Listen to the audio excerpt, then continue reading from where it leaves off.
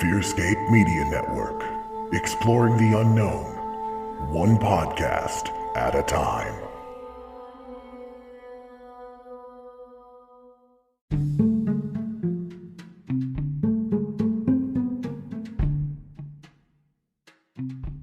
Hi, friends. This is Kelly with Wishful Drinking and Binge Thinking, the podcast where I get just absolutely hammered and I dole out psychological advice. That's right, I am going to be more drunk than that girl you met in the bar bathroom after your karaoke set who said, "You have such good stage presence. Oh my god." That's right, zero preparation, multiple drinks, countless profound gems. Tune in the last Monday of every month on Fearscape Media Network.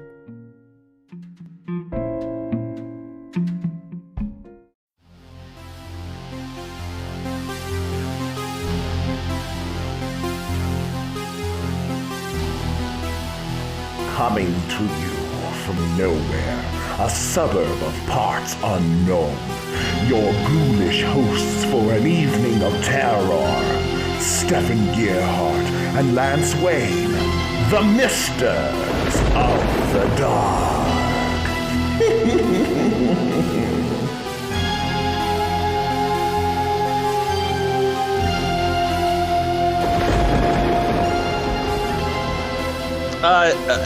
Good evening, dear friends. Welcome to another terrifying episode of Misters of the Dark. The greatest horror podcast in the history of horror podcast. Yeah, as always, we're beaming directly to you from nowhere, a suburb of parts unknown. I'm your co-mister, the man with no name, Lance Wade. Am I? Yeah. I think I am. I'm your headmister, right? Lord Stefan Gearhart. Yeah, you are. Okay. Yeah. Well, we just finished watching horror icon George A. Romero's thought to be lost film, The Amusement Park. We did. That's what we did. Yeah, we did. Yeah. Do you want to talk about it? I guess. I think. Yeah. Yeah. Okay. What the fuck did we just watch? Yes, I know. Yes. And why does it have a 94% on Rotten Tomatoes? Yes. I think I can speak for us both when I say this is not what we were expecting. No. At all. This, ladies and gentlemen, is why you need to do your research before you watch a film like this, so you know what you're getting into. It be personally, like for me, I heard about this and I thought, well, I didn't even bother watching because there was a trailer for it. Yes. I guess. I don't know. I never watched it either because I was like, why do I need to watch it? It's a Romero. It's a lost Romero film. And I saw that they released the poster for it. Right. So I thought, I was like, old dude in an amusement park killing people. This is going to be great. Yeah, or getting attacked by crazy carny folk. I was Rob Zombie nightmare. I mean, I was all about it. Yeah. That's not what it was. Oh boy. No, it was not. No, it was a glorified fucking PSA. Yes. Legit. PSA. Okay. So, goddamn the George A. Romero Foundation. Well, no, I'm not. Listen, we were discussing this a little earlier, but well, like I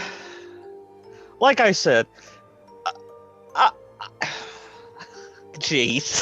I'm gonna say this is very similar to how Event Horizon was marketed incorrectly. I can kind of. Event Horizon was set up as just like a space sci-fi movie, not the Lovecraftian fucking dark outer space bitch of a movie that I love. That was not how it was marketed.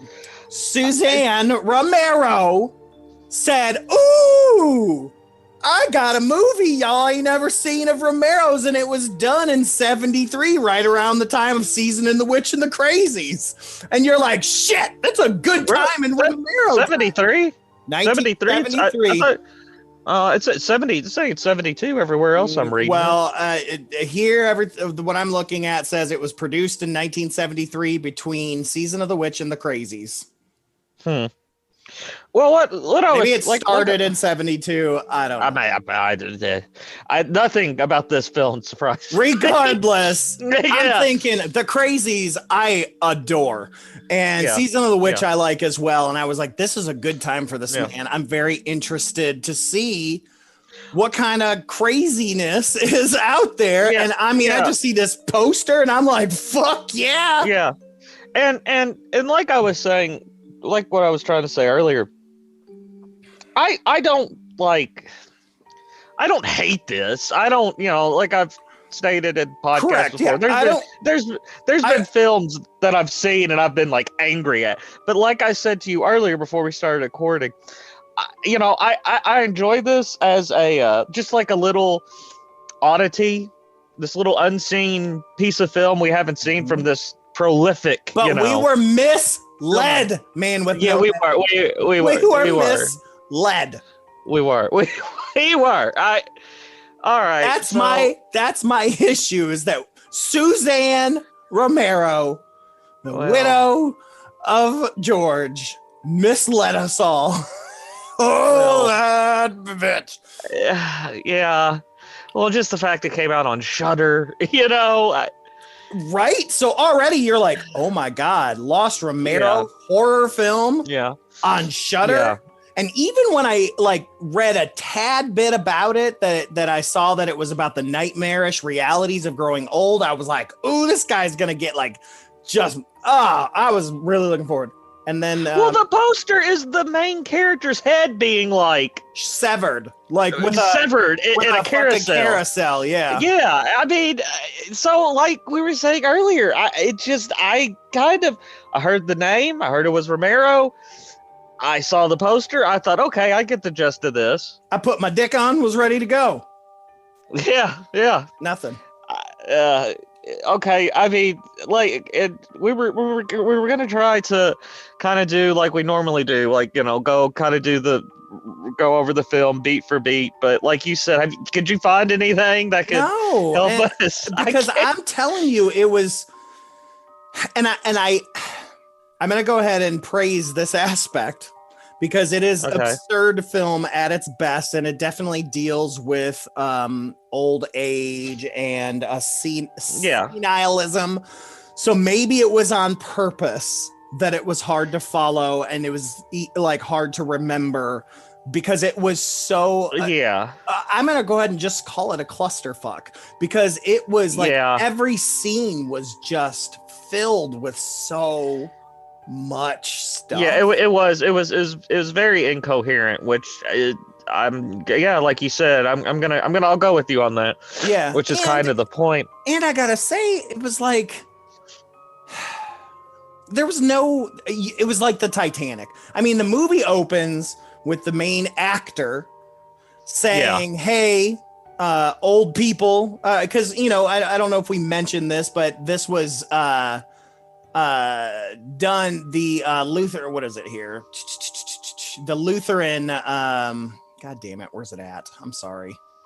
Oh, here it is. The Lutheran Society, there's a larger version, wanted to create a PSA to talk about elder abuse, right? Yeah. And so they commissioned Romero to create a scary film, essentially, I was like, what is it, like an hour and 10 minutes or something like that? An hour, 10 minutes. No, it's not even an hour and 10. When I watched it, it clocked in at 54. Oh, 50. Then there you go. 54 minutes of elder abuse, like to show about how hard it is to be old, which is good because, you know, at the time this was a new thing. And so, you know, I get that. It's just so weird that they tapped him to do it. Yeah. Like no, well, I mean, here's why. Here's why. Because it was not just the Lutheran Service. I found the whole thing. So it's the Lutheran Service Society of Western Pennsylvania. He is a Pennsylvania film director, as an educational film about elder abuse and ageism. They didn't even use it, like, because they thought it was too weird. I think they showed it once or whatever, but we'll talk about that later. But yeah, it was to talk about that. And so I think that they went to him. I don't even think because he was a horror director, but I think just because he was kind of a decently well-known director in their state, and they really wanted to make an impact with it. Yeah, we had a budget of $37,000. This whole thing was filmed at Westview Park in Westview, Pennsylvania, over 3 days. So what I was gonna say is like the Titanic. Okay, the actor comes out, he's talking about elder abuse, and he basically sets it up and says, "Hey, we're gonna show you some fucking elder abuse, right?" And you're like, "Okay, so we're gonna watch some elder abuse." The scene opens in a white room with a beat up Colonel Sanders. Like, that's what they. Yeah, I remember us messaging each other about that. He basically looks like a fat Colonel Sanders with no bolo tie, or not a bolo tie, but no tie. Like he's in all white. I mean, this man is in all white. He is beat to shit. Well, let's go back to, because there's something. Okay, this is when the film really got me. Okay, because at the beginning, like you said, there's this whole introduction by the actor explaining, you know, looking like fucking Robert Stack in Unsolved Mysteries, by the way. Yes, yeah. Getting ready to talk about the movie Big. That's what. That's what it looked like to me. Yeah. Anywho, but anyway, I thought, okay, this. You can't even get that. This is part of the film.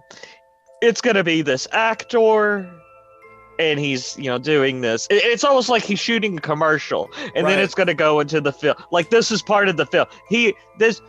He's playing a character as you know, during, and then there was like, you know, something's gonna happen, and you know, the carnival people are gonna start trying to kill him or something. Take him away. Yeah, that's kind of thought. But no, lo and behold, it was really a fucking introduction to this film. Just an intro, which this is, and at this point, neither of us knew it was a PSA. Okay. No, both of us went into this thinking this was just a lost horror film. And I had no idea it was going to be this PSA. So just like you, I'm waiting for something to happen to this dude. So you thought the same thing. Like, this is just part of the film. This is, you know. And so I was like, what the hell? Like, when it shifted, I was like, okay, so you're doing like a mockumentary thing? Yeah, okay, exactly. Ahead of his time, George Romero. Okay, I got you. Yeah, I got you. Yeah. I got you, but no. No, I know. So again, but then it goes into this fucking magical white room. I have no idea what this is supposed to symbolize. I have none. It's not even heaven. Like, you know, like I tried to think, what was it, heaven? But no, because who wants to go to heaven all beat to shit? So, I don't know. Maybe it represents the cleanliness of a hospital. Fuck, I don't know. But regardless, he's sitting there beat the fuck up. And then his identical clean self walks in, happy and fucking whistling Dixie. And you already know that it's going to loop back around. It was already given away like the Titanic. That's what I said. You already knew that he was going to end up where the dude started out. And he was going to do the same thing. It was going to be this endless loop. And because he's like, don't go out there, man. It's fucking crazy. Yeah. And clean self is like, oh man, but it's an amusement park. I'm gonna have a good fucking time. I love fucking rides and shit. Yeah. Not even mad that he's seeing himself all beat to shit. Yeah. Okay, but he steps out of the door, and this is where the film just. From like, I mean, you are on a fucking roller coaster. It never stops. And okay, so tickets symbolize. This, first of all, let me just say, before you even get to the fucking tickets, the ticket salesman is buying and selling people's shit. While he's also selling tickets. So like Antique Roadshow. Yes. This man's like, I got a lamp. This lamp was given to me by my great granddaddy. It's worth at least $800. He's like, I'll give you $1.50. So it's pretty it's pretty obvious that like the tickets that you would use at a fair or a car, whatever, they represent currency. That's pretty correct, straightforward. So I don't even know, like, oh boy, I know, just trying to make it work. Okay, but yeah, like you said, there's people like. But what I don't get is, I'm just.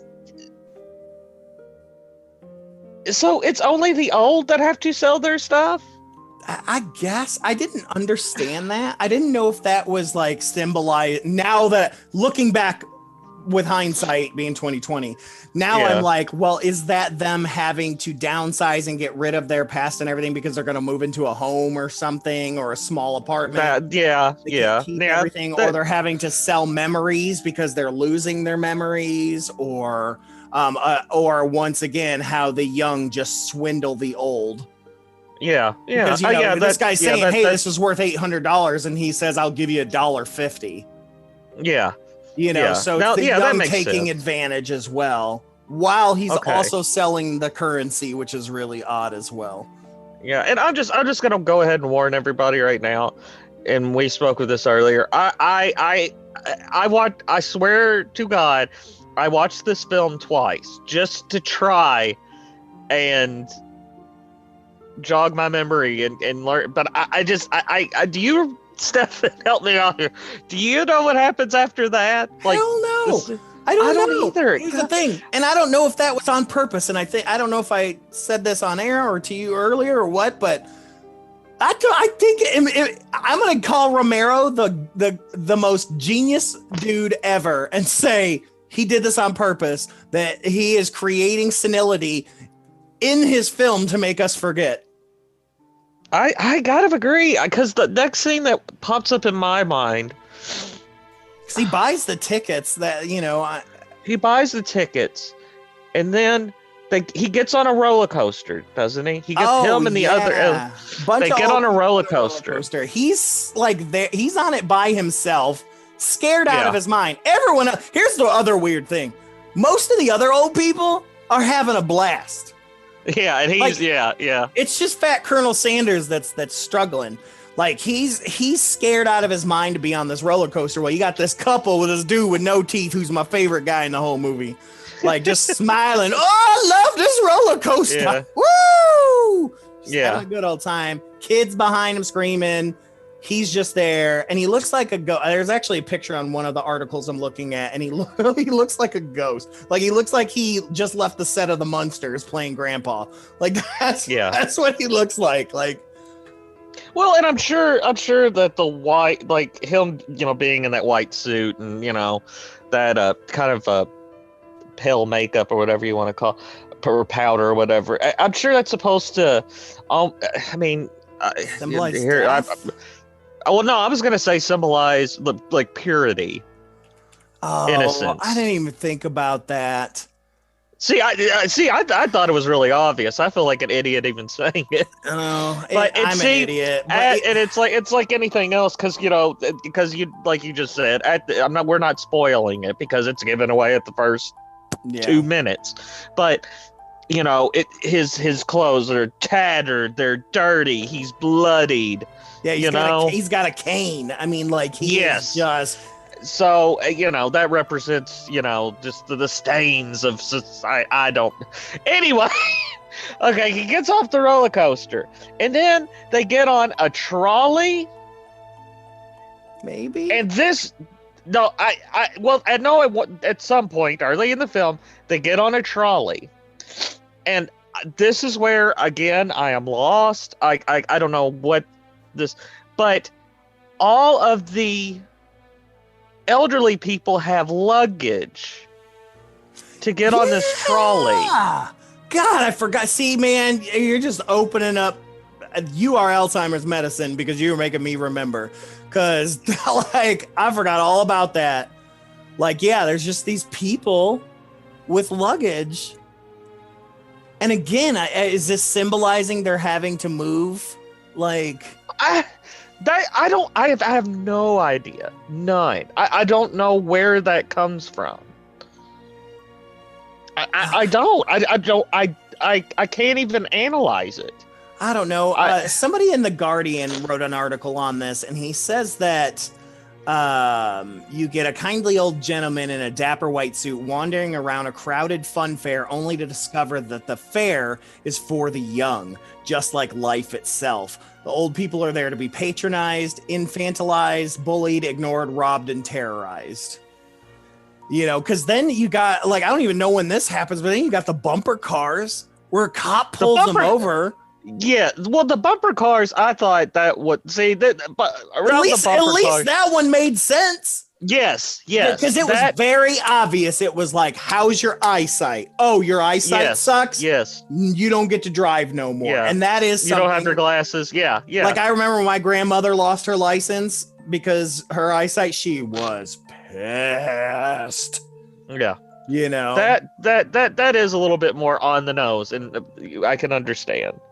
But anyway, they get off this trolley, and let's just, I guess, let's go ahead and we'll go through the bumper cars, because I don't know what precedes what, but I do know that the bumper cars and the scene with the food. Remember that? You don't remember the dining scene? It's amazing how you say it, and I'm like, fuck yeah, I forgot. I purposely forgot that. Yeah, so like you get, I guess after the bumper cars, the man's hungry. He's trying to get food. Excuse me. And there's these like rich younger folks that are just getting whatever they want. He's being treated. See, no. That's what I don't get, because it's not. It's an elderly gentleman. It's a better off elderly gentleman. You can see him. He's wearing nice clothes. Maybe that is then saying, if you're rich, then you'll be okay as an old person. But if you are middle class or below, you're screwed. Yes. You're going to be treated like a second class citizen. Yes. And he, and like I said, you know, like the wealthy guy, he's, you know, they're I don't know. But anyway, they're, you know, like he's sitting at a table, and they bring there's these two waiters that bring out a menu for him, and he's dining, while the other guy, he gives him his you know, he just has tickets, and they kind of sit him at this kind of table that's kind of, you know, very rackety, and you know, right, where the dude just sits down and they bring him a table, and like the other dude, like, yeah, and like, I mean, they don't really show.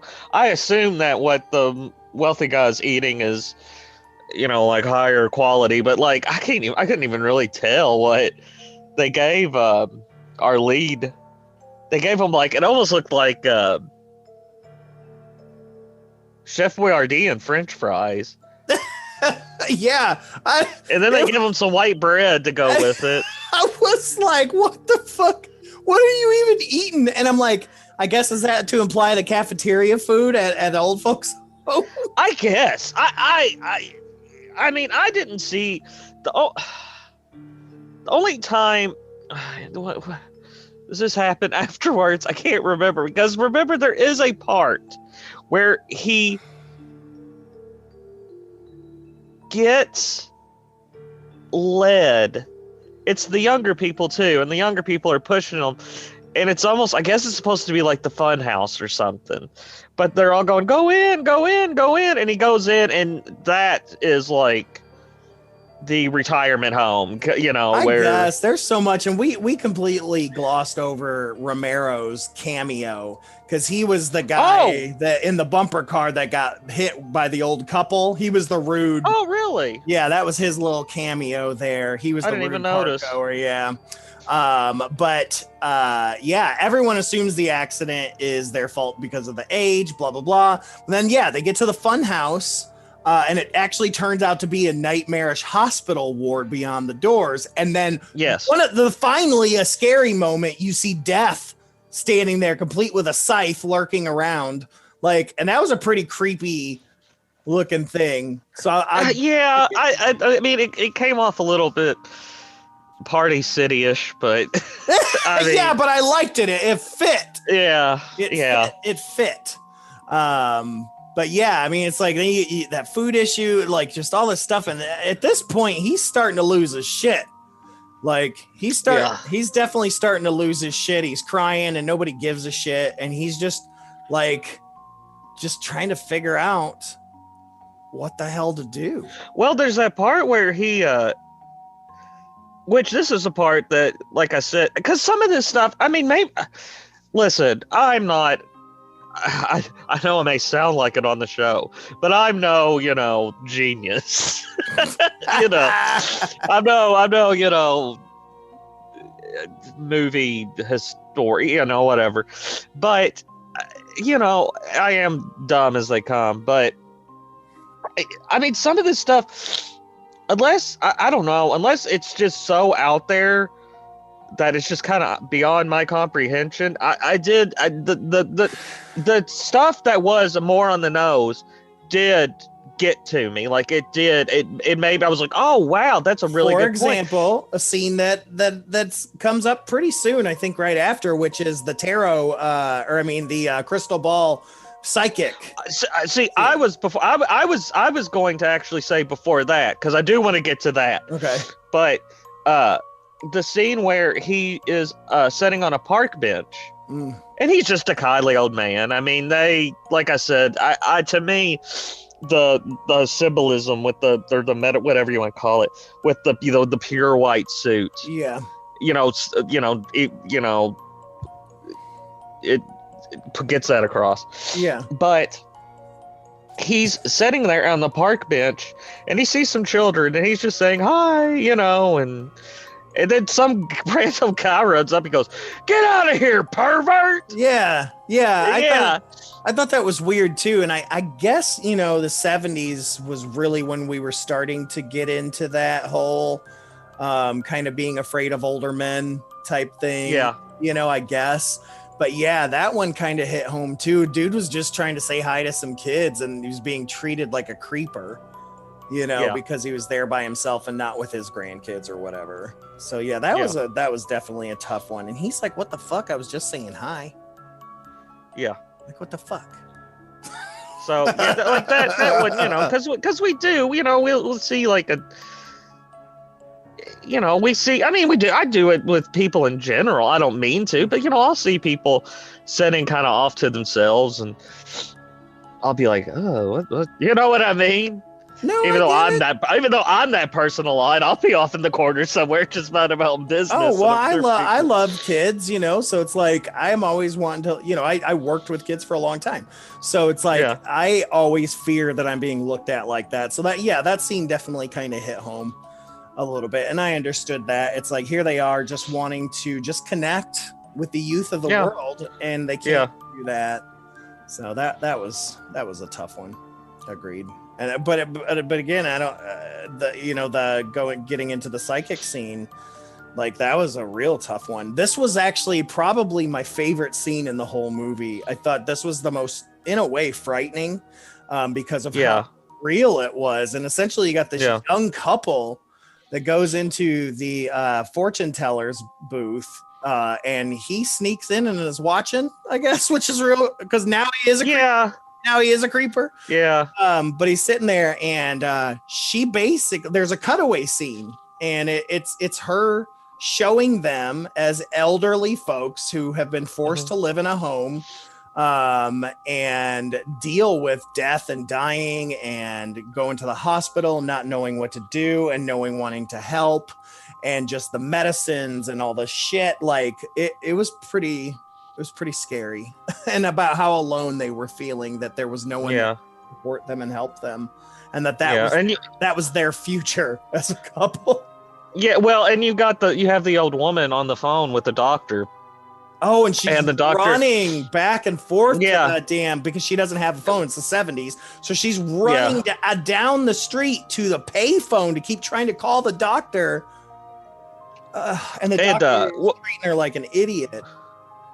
Yeah, while these younger people, which is something I kind of got too, these younger people are like, oh, I have a headache. These very just mundane bullshit.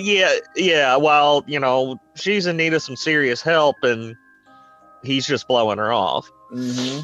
Which, of course, look at even our healthcare today. Someone who has money versus someone who's on Medicare. Yeah, exactly. A private doctor is going to want to work with the person that has the money. Yeah. So you say this was the most memorable scene to you, and I understand why, and I get it. I see, but it was one of the most memorable scenes to me because I guess our lead just left halfway through the reading, because the boyfriend becomes just enraged by this. He did. He bursts out of the fortune teller's tent or building, whatever. He's just so enraged that he sees our lead on the bench, and I guess he just says, "I'm so mad, I'm going to punch the very first old person I see." It makes there's no rhyme, no reason, but he just goes over and starts beating the hell out of the lead. And that one took me a little bit. I was like, I guess that's legit elder abuse. Like, you hear that there is abuse in these homes where they do beat them and hit them, especially the ones that have memory issues and stuff like that. They take out their frustrations on these old folks.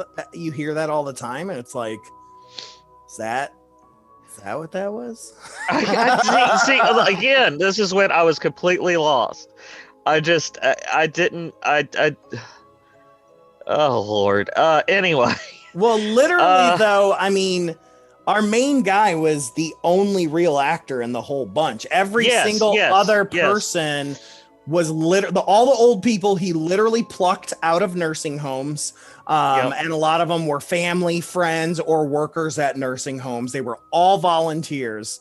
So, which makes sense because there is a difference in dynamic between our main character and how he moves, how he feels, how his energy works compared to the rest of the noise. That's what I'm going to call them, is the noise. Yeah. So anyway, what? Okay, there are 3 more things that I know happened, but I have no idea what order they are. I don't know. No, I guess after this is when he stumbles into the where he's trying to get medical care, right? Okay, so this is where he gets the cane. Is that this scene? Yes. Okay, because because dude beats the shit out of him, and didn't he get beat up by a whole bunch of people, or was that before or after this, or was that during the pervert scene? Maybe this is before, because there's a scene where he gets beat up by a biker gang, right? Which you're like, where's Tom Savini? yeah, exactly. I thought, okay, here's a great opportunity to have a cameo by him. I'm right there with you. But so all about it. Yeah, but like everybody in the park disappears. Then there's this biker gang that beats him up. Just beats the shit out of him for no reason. It's like, after already getting beat up by the young kid. Yeah, and you see the Grim Reaper pass by a few times. And then it goes back to normal. Everybody's there, but he's had the hell beaten out of him. Yeah, because then you're like, did that happen? Was that a dream? Like, well, why did everybody go in the butt? Was like the biker gang only able to do from 12 to 1 and everyone else had lunch? Yes, I don't know. But yeah, so this is where he goes and gets the cane. Yeah, so he goes in and there's all kinds of shit. I mean, there's walkers and all these different canes, and just like they were anticipating him showing up. Yes, and much like the scene, the funhouse scene we discussed earlier. Mm-hmm. It's overcrowded, and nobody's really getting the help they need. Mm-mm. And I can't recall. I almost felt like the same doctor was in there from the future scene. Probably. God, this talking about this is giving me a headache.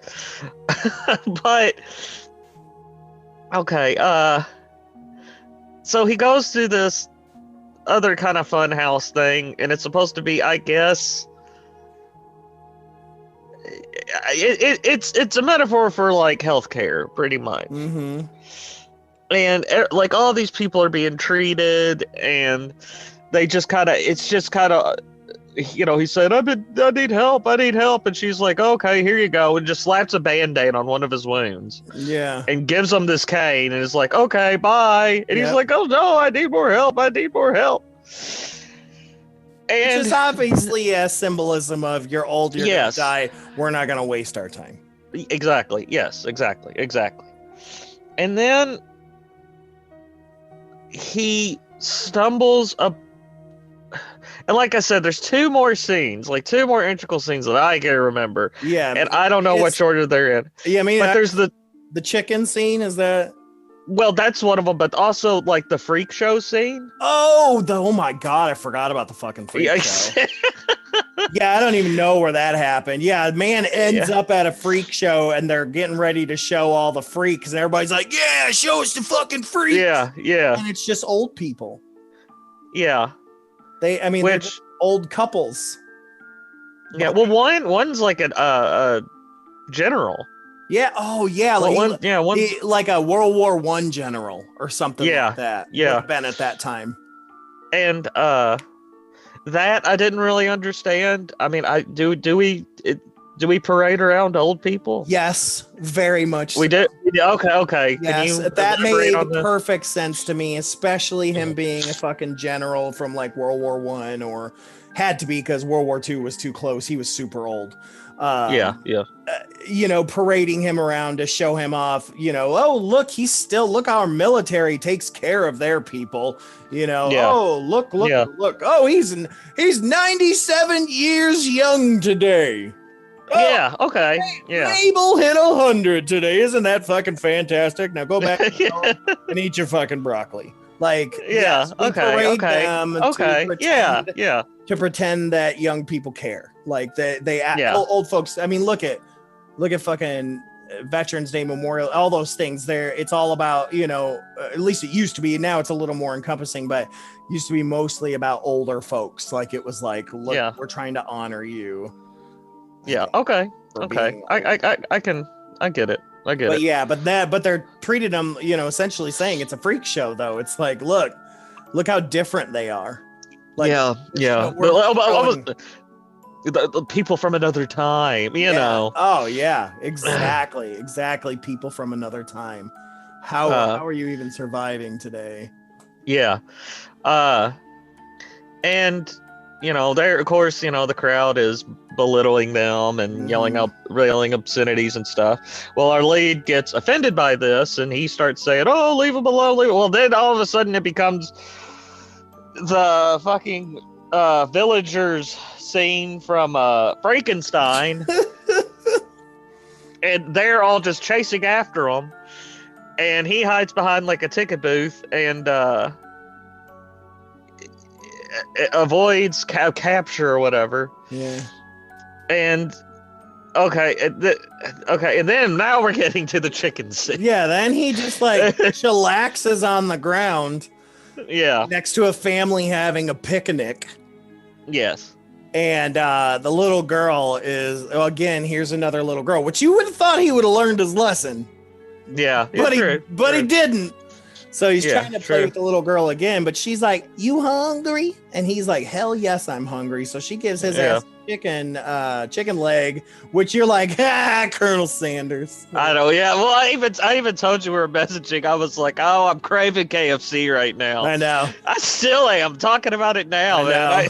I want some Colonel. But then, like, the little girl's mom's like, ew. And like packs everything up and grabs the little girl and is like, let's roll. Well, the little girl hands him a book. He's like, oh, you want me? I forgot about that. The three little pigs. Yeah, and he's reading, he's reading her a story. And he is so happy to be reading her. Yeah. Like, he has finally found some joy. He's got a piece of chicken. He's reading the little girls, and things are looking up until that mom starts packing shit up. And this man does not stop reading that book. He starts reading through it because he wants to finish it. Yeah. Which to me also says time is short. Yes, I could. But yeah, so she snatched up that little girl and snatched that book straight out of his hand. Yeah.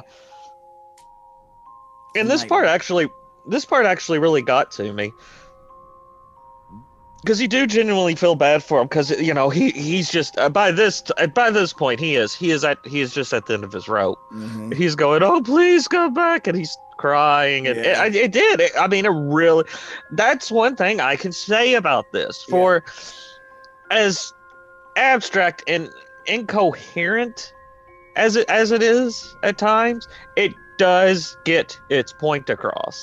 Again, watching this film with 2020 vision gives a different perspective that I had than when I watched it. Yes. Because yes, you're right. It did. It got to me. It was heartbreaking. And it did. Really good. Yeah, and it did. It made me think. And so lo and behold, just to kind of wrap this up, lo and behold, he kind of just finally gives up. Right, there's a parade too. Don't forget about the parade. I don't remember the parade. Oh, the marching band that was just coming through as he's trying to like seek help and just try to. No one's listening to him, and where's it at? I was just reading about it, but I do remember the parade.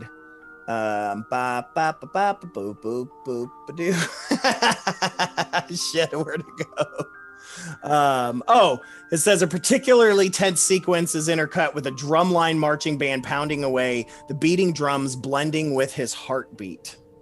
So this is where he then stumbles, kind of, you realize he's gone straight to hell essentially. And that's where he kind of stumbles back through the door. Yeah, the magic white door that just happens. Parade, because everyone's so happy and celebrating, and he's dying and no one gives a shit. Yeah. And so, like, as we stated at the beginning, he goes back in, he sits down. A few moments later, our lead from the start comes back in. They repeat the whole scene over again, and then we're left with a outro or whatever you want to, an epilogue, whatever you want to call it, from the lead actor, as and I can't tell you what the fuck he says, because by that point I was just like, Jesus. But yes, and that's the amusement park. Because you get back to Robert Stack, basically saying, hey, this is why we got to treat old people okay. Because he finds himself, just like we said, telling the new fresh version of him, don't go out there. And then you see him narrating the actor again, but he ends with, I'll see you at the amusement park. Yes. Yeah.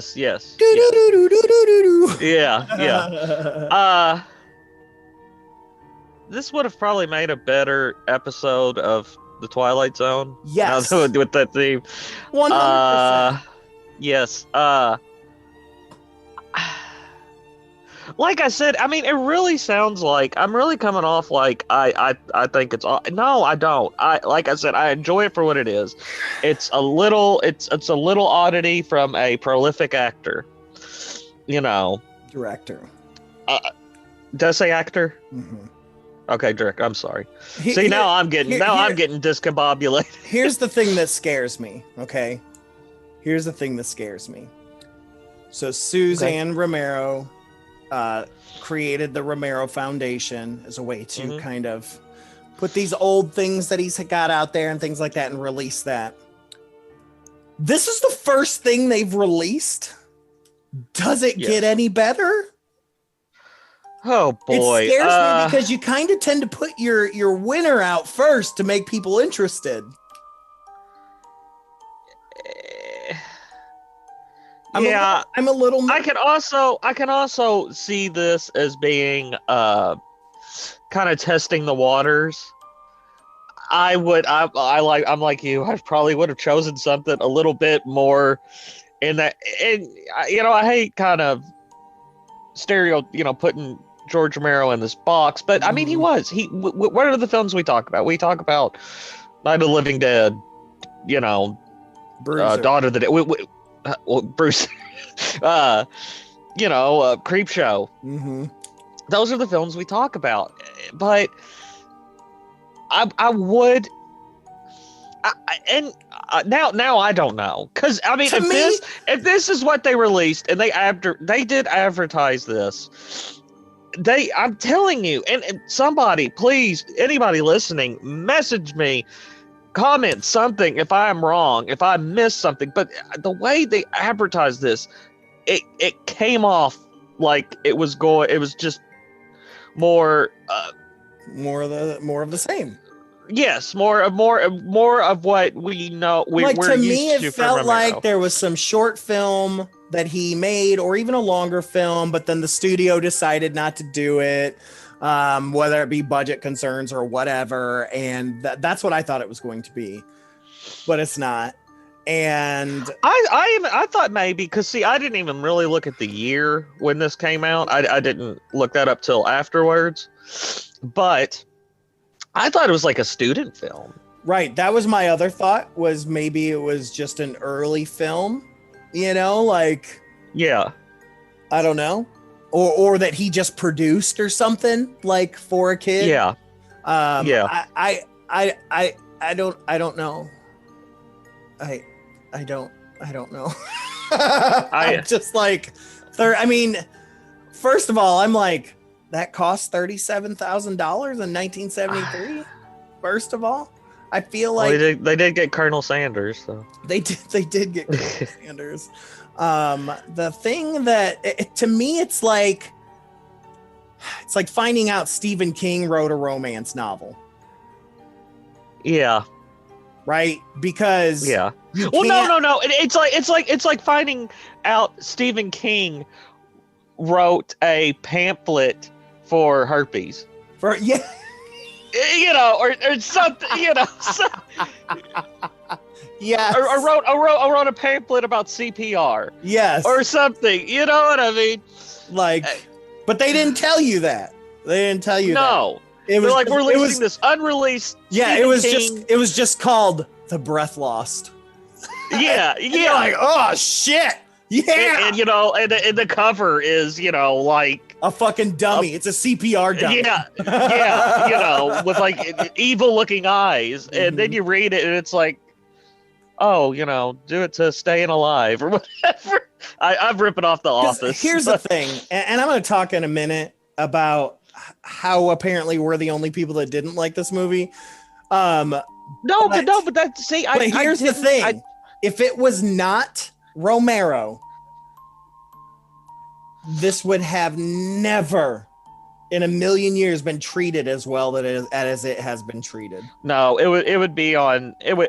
Oh God, as much as I, because I didn't dislike it. I did not. I am. Is it going to be something I'm going to watch time and time again? No, I mean I'm not.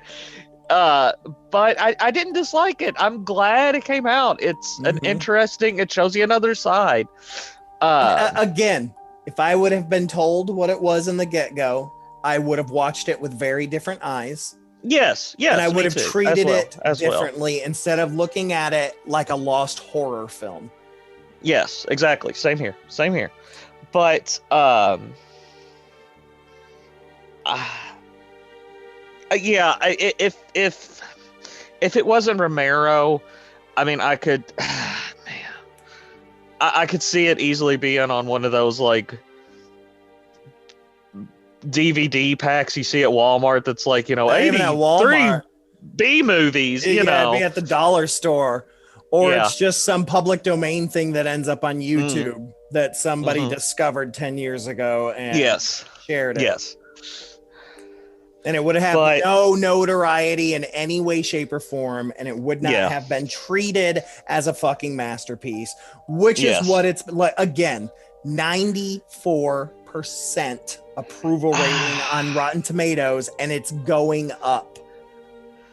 I mean, are these from because Rotten Tomatoes, I don't really care for Rotten Tomatoes, and I'm not one of these people. I don't think it's not just Rotten Tomatoes. I mean, I've got like 7 different articles, and all of them praise it. So, for example, I'm looking at where's it at? Sorry, I lost it here for a second. So this comes from Slash Film. We love Slash Film. Yeah. Okay. Chris Evangelista. He says at the very end, I cannot remember a time when a film shook me like this. I came away stunned and felt as if I would start staggering, just like our character's poor inflicted sense of person. The truth bleeds through the nightmare, and the inevitable rears its ugly head. Time comes for us all. And I'm just like, oh boy. They've been calling it like the best an absurdist film. They're calling it absurd, like theater of the absurd, but film. I find like I personally feel like Romero was really trying to say something with this film, and the way they're reviewing it almost like, oh, look at how kooky it is. You know what I mean? I don't see it that way. I feel like he was really trying to say something. Yeah. Yeah, the guy from The Guardian, Peter Bradshaw, says it's one of the most disturbing films he's ever seen. Wow, he's he hasn't seen a lot of films then, has right? he? You've got no, this is a different thing, but here on Rotten Tomatoes, because I'm not even looking at the people reviews. This is all just the critics. Like the critic reviews is where the big majority of these come from. Like on RogerEbert.com, Scout Tafoya says, The Amusement Park is the only one of Romero's films that feels deliberately episodic without losing its through line. It is a masterpiece. Oh my God. I'm glad that people are liking it, because we'll get to see more, hopefully, you know what I mean? But oh boy, I mean, I'm honestly, gosh, I don't know, maybe the only thing that's making me think I'm somewhat sane is the fact that you kind of feel the same way I do, because for people that don't know Stefan, and if you haven't been able to tell this through our show, Stefan loves everything. He loves almost every movie he's ever watched, for better or for worse. Because I can turn that off and I just enjoy the film. But there are a handful of films that I don't like, and this one kind of landed on it. Yeah, and like I said, I didn't dislike it. I didn't dislike it. I thought it is what it is. It's a little, I'll agree with the critics. It's absurd. I don't know if it's the kind of absurd that I don't think me and the critics are talking about the same kind of. I know. Like here's another one. Rosalie Kicks from Movie John says, this may be a flick that does not require a long watch, but will take residence in your mind for days to come. Martin Unsworth. I mean, it has. Starburst says, the amusement park proves that Romero's intrinsic gift of injecting twisted social commentary into his work turns what would have been a simple PSA into something surreally perverse and horrific. And I'm like, really? I mean, I just really kind of saw it as a PSA, or like you said, a fucking Twilight Zone episode. Yeah, I mean, that's what it felt like, was just a Twilight Zone episode. Some of these people are talking about how horrific and disturbing it is. Well, and it's funny. They need to watch some more films, because I 100%. I've seen things that would keep you up at night, Stefan. I've seen things that'll turn you white. But no, like, where is it here? Suzanne was talking about the film, and I'm not sure where it. Oh, here it is. She says, because in Gizmodo, he says, what's the fan response? This is an interview with her. What's the fan response been like? She says, it's been, well, I'm just going to say, absolutely excellent. It's been really, really awesome. It surprises me, like I said, because I didn't think anyone would like it. She goes, oh, wow. She says, I knew the cinephiles would like it because it's different and weird. I knew that the real Romero fans would like it. And I'm like, I'm a real Romero fan, and I did not like it. So I take offense to that. But she said, I just wasn't sure of how the zombie fan would feel about it. I wasn't sure they were going to like it, but they all do, because they respect him as a filmmaker. And I'm like, no, I don't care. I can respect you as a filmmaker and still not like one of your movies. It's okay. Well, then that's true. That's perfectly true. I'm like many. I love, I'm a huge Quentin Tarantino fan. Mm-hmm. Always have been.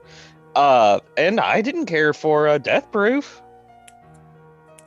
I liked Death Proof. Well, okay, and that's fun. I didn't like Planet of the Dead or whatever it was. The other one I didn't like at all. See, that I did like that one. That's so funny. But I love Jackie Brown. We're talking about. Yeah, me too. Love Jackie. But yeah, Brown. I'm with you. I don't love every Tarantino film. I'm like, yeah, and but that doesn't.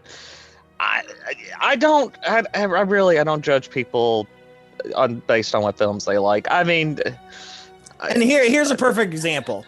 Because he says to her, do you have a favorite among your husband's films? And she says, yes, my favorite is Survival of the Dead. That should already tell you. My second favorite is Day of the Dead. I'm okay with that. She says, but my least favorite is Dawn of the Dead. No wonder you put this out. Well, let's not. She said that Dawn of the Dead is the cheesiest movie he's ever made. Well, let's not go insulting her. We might want to have her on the show at some point. No, I don't want her. Oh, God, Stefan. Okay. Want her in my basement. Oh, jeez. Anyway, yeah, so, I don't know. Let's just skip. I do want to give a shout out, though, to the main actor, Lincoln Mazel. He did a wonderful job. He was absolutely phenomenal. I will give him that for the part he was given and things like that. And just like you said, it's a fun little oddity. If it wasn't George Romero, I wouldn't even have given it a second glance. Yeah. So there's that. Like I said, I'm nervous to see what else she releases. I hope there's some better stuff out there. And I'm sorry to apparently every single other person but me and Lance out there that love this movie. Yeah, well, it's just like not trying to, keep this rolling or anything, exactly. But it's just like I had to watch this the Snyder Cut twice before I was like, okay, you know what I mean? Yeah, I love because I saw it. I saw it the first time, and I just thought, what? I didn't care for it. But then I watched it again, and there are still some parts of it that I think were just better off left out. They serve no purpose, but I did enjoy it the second time. All right, so I found a couple negative reviews. I just want to read those. So we've got Deidre Crimmins from Polygon. She says this movie is an artifact and an identifiable early step into his career, which not an early step at this point, but whatever. As a master of horror, but there's also no shame in admitting that this is not some holy grail secret masterpiece. Well, yeah. Let me see. There's got to be another one. Jesus Christ. Literally every review on here is just, it's all positive. And I think this is everyone not wanting to, this is everyone wanting to come off like a cinephile. Glenn Garvin.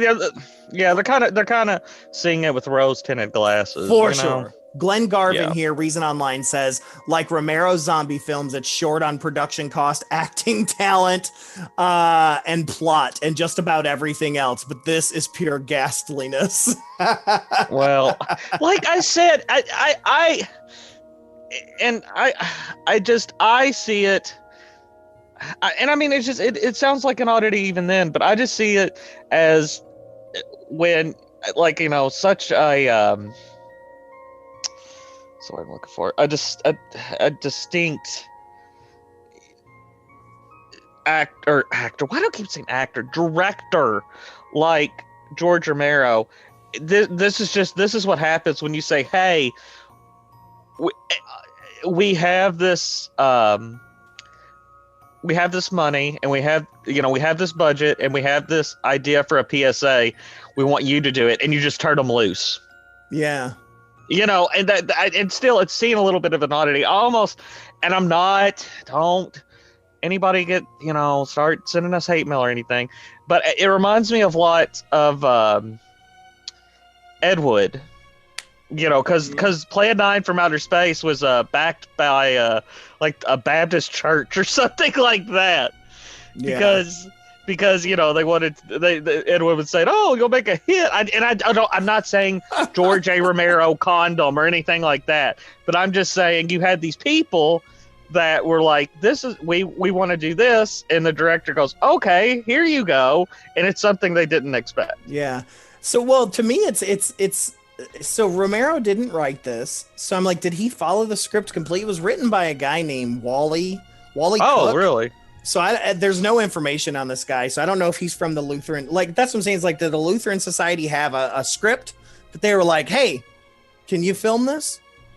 Yeah. Or did Romero, help put it together and had Wally be the writer? Because that happens a lot. A director will say, "Hey, here's my ideas. Go write this." Yeah. I don't know. I just. Was George Romero a Lutheran? That doesn't really. I know this really has no impact on but I'm kind of curious. I don't think so. I mean, I would. I don't know. I just kind of curious what his religious beliefs were. I don't know. Yeah, but okay, so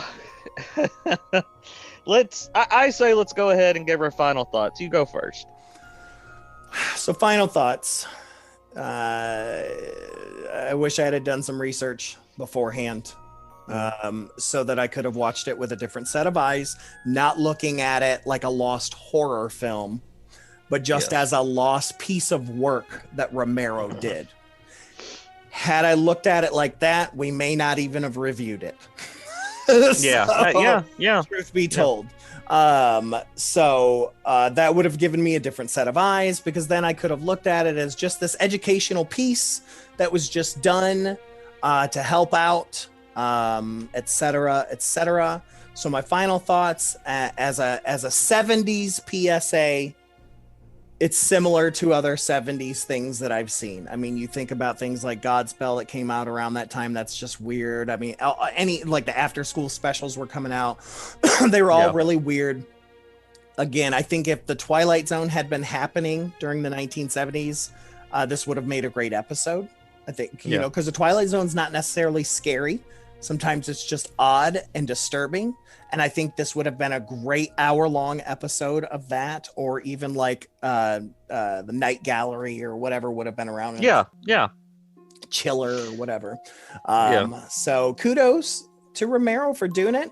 You can see he obviously never meant to have this released, and this always kind of gets down to the same thing. It's like with like Michael Jackson and Prince's music that they kept in the vaults. It's like, should we be listening to this since they never wanted it released? I don't know.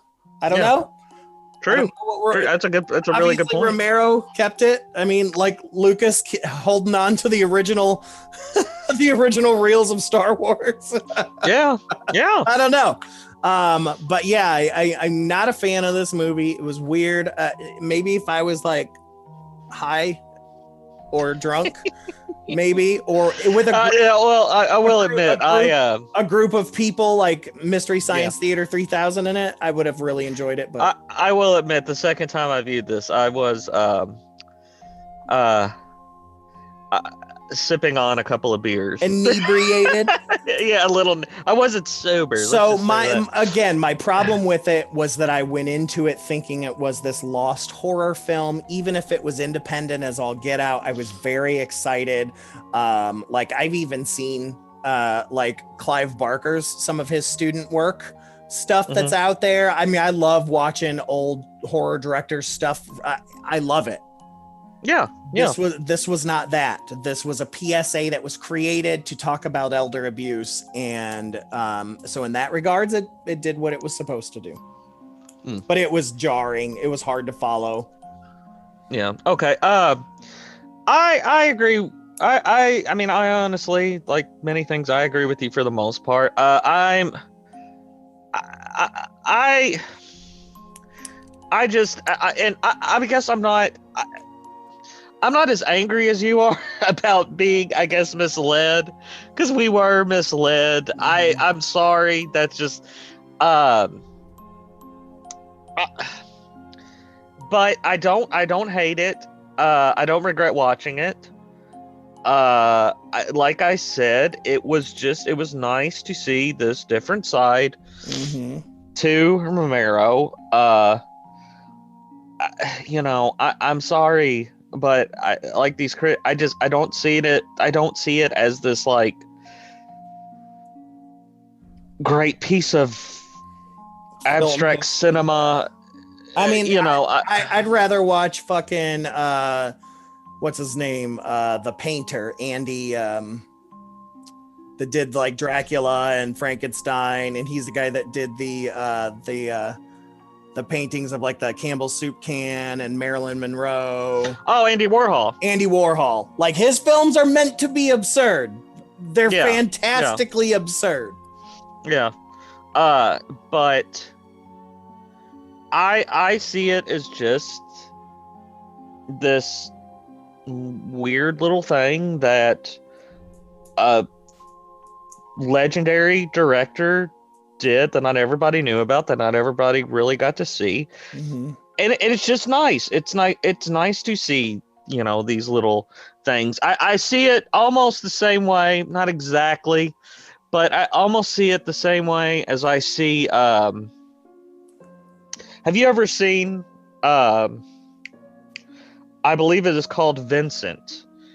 It's maybe one of the first things Tim Burton ever did. And it's claymation.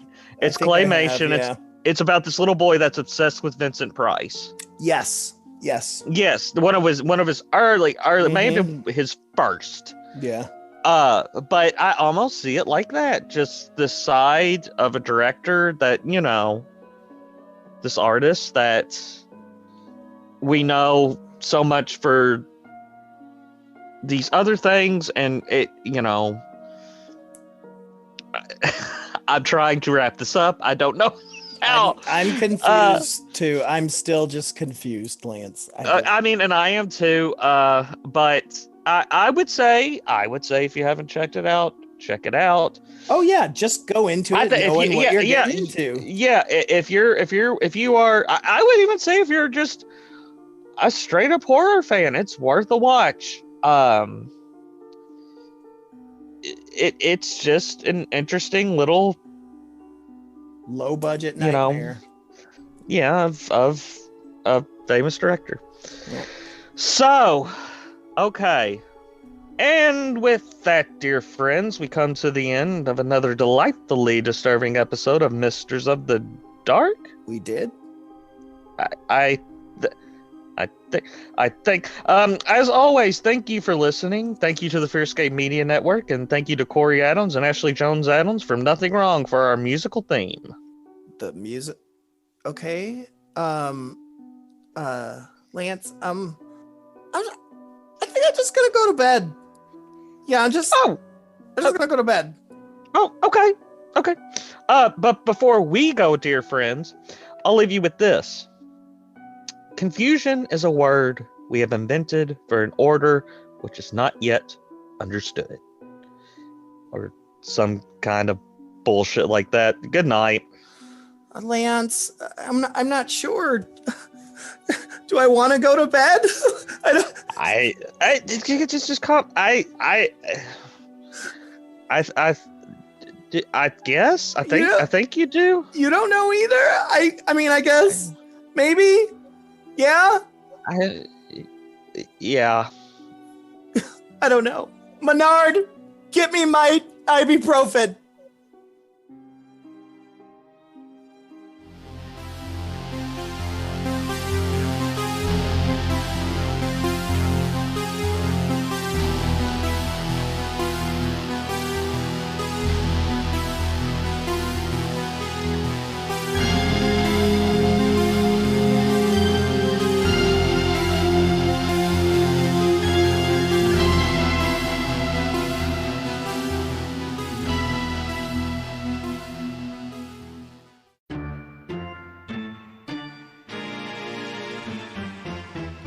Support for the Fearscape Media Network is brought to you by Manscaped, the best in men's below-the-waist grooming champions of the world.